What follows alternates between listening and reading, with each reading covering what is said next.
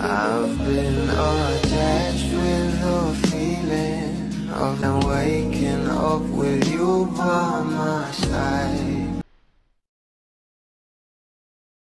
Alam naman natin na ito ang ating Donnie Pangilinan ay balik na nga muli sa Pinas at balik na nga rin sa piling ng ating Bel Mariano na talagang pinag-uusapan dahil sobrang gwapo nga ng ating Donnie Pangilinan.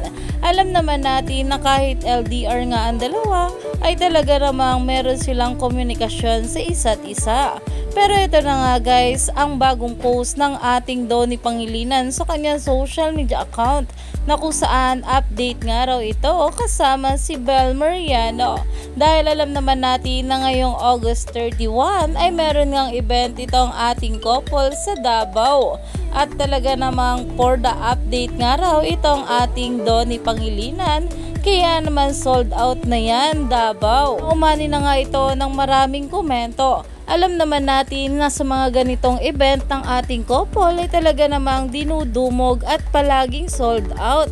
Kaya naman stay tuned lang tayo for more update kila Donnie at Bel sa mga susunod pa na ayuda. Lalong lalo pa at marami pa talaga tayong dapat abangan sa ating couple.